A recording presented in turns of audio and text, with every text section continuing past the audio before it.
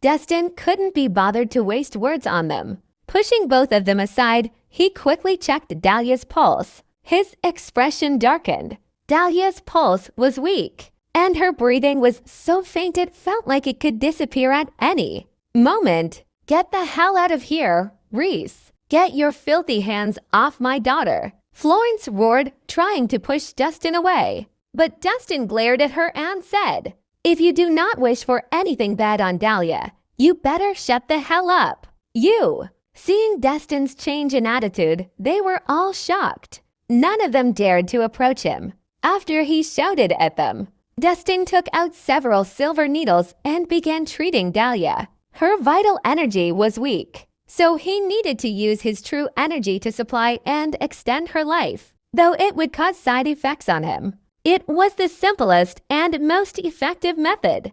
Dustin was soaked in sweat an hour later as he pulled out the silver needles. Black blood trickled out from his nose. Treating Edith earlier had already consumed much of his true energy. Now that he had given his all to save Dahlia, he had drained all his true energy. Hence, the toxin from Septa Mortis began acting up again. Fortunately, he was strong enough to endure it for now. "If anything happens to my daughter, Reese, I'll make sure you pay for it," Florence shouted. Her glare was like a feral beast. Just as she finished her words, Dahlia's eyelids twitched. Seconds later, her eyes slowly opened.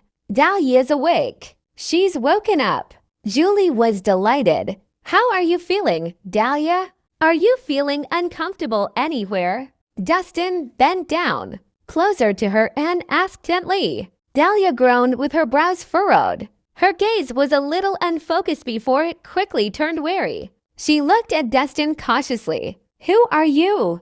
Do I know you?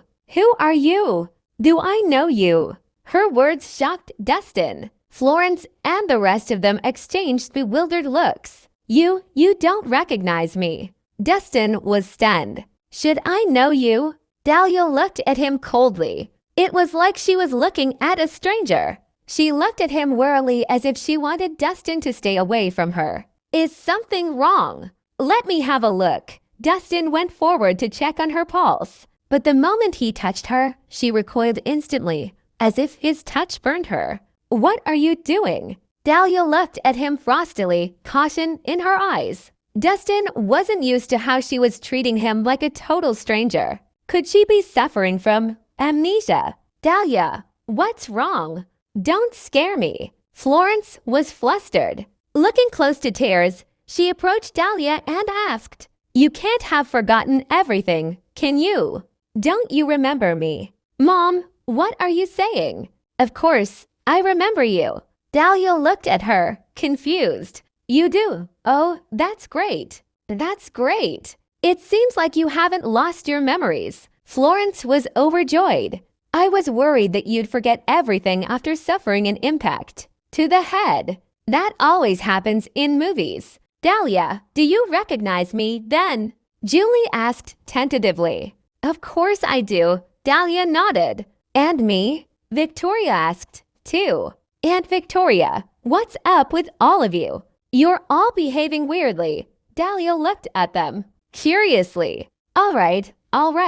It's good that you still remember us. Seems like you're fine now." The three of them heaved a sigh of relief. It seemed like Dahlia wasn't suffering from anything major. "You remember all of them, but not me." Dustin's brows furrowed. Something seemed off. Dahlia didn't appear to have hurt her head. "Are you mistaken?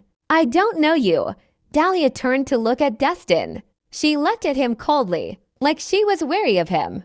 Dustin's face fell. For a moment, he was speechless. It was obvious that Dahlia had suffered partial memory loss, but it didn't look like she had hurt herself. It looked more like she had closed off her memories of Dustin.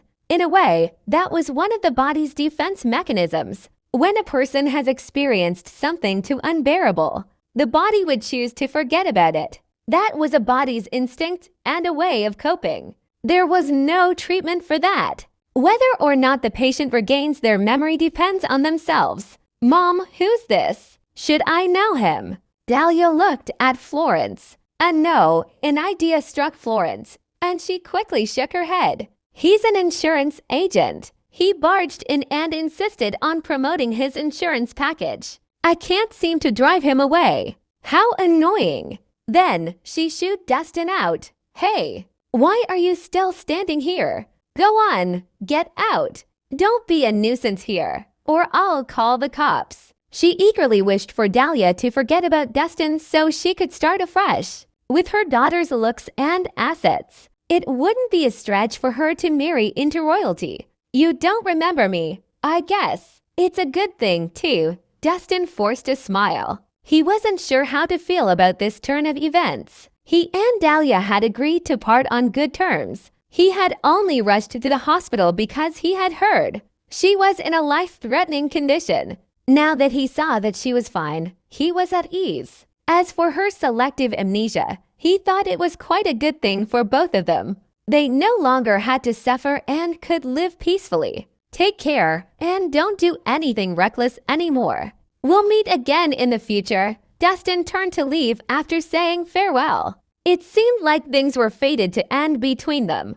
Mom, that man was weird. Have I met him before? Dahlia frowned as she watched Dustin leave. Somehow, he made her feel nostalgic, but she couldn't recall who he was. No, of course, you haven't met him before. He's just an insurance agent. Why would you be concerned about him? Here, lie down and have a good rest. Florence was overjoyed. That's right, Dahlia. You've just had a traffic accident and barely survived. Don't overthink things, Julie chimed in. To them, Dahlia forgetting about Dustin was a good thing. Okay, Dahlia nodded. Though things seemed weird to her, she didn't give them further thought. Dustin's emotions were a mess on his way back. The current outcome was a relatively good ending for both of them. But somehow, Dustin couldn't find it within him to feel happy. Maybe he still had some lingering feelings for Dahlia, but he was sure that it would fade away with time. That evening, when Dustin arrived at Zephyr Lodge, a flustered Cornelius met him at the door. Sir Reese, you've come back at the right time. Those Jade Maiden Sisterhood disciples are giving us trouble again. Cornelius quickly rushed up to Dustin. What's wrong?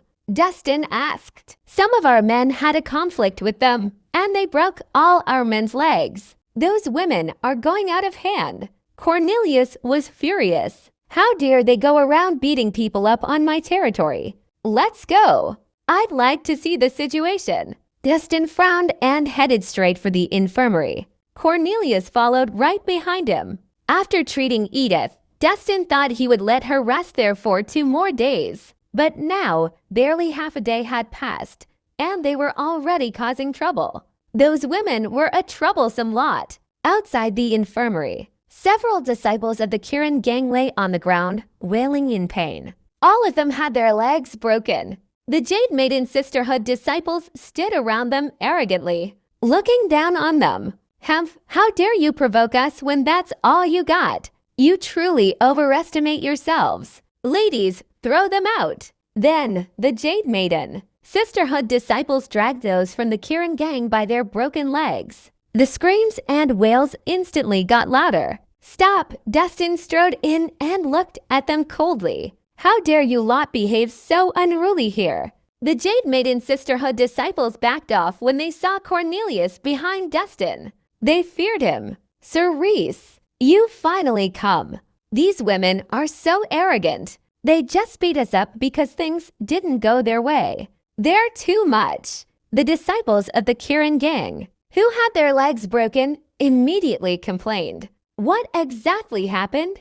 Dustin demanded icily. A woman tried to force her way into the lodge, so we tried to stop her, but she was so unreasonable and broke our legs without any warning. She even humiliated us. One of the disciples of the Kirin gang huffed. Who was it? Who dares harm my men? Dustin's sharp gaze swept around the room. It was me. A pretty lady made her way out from the crowd. She had her head held high, and her eyes were arrogant. She looked like she thought she was better than everyone else.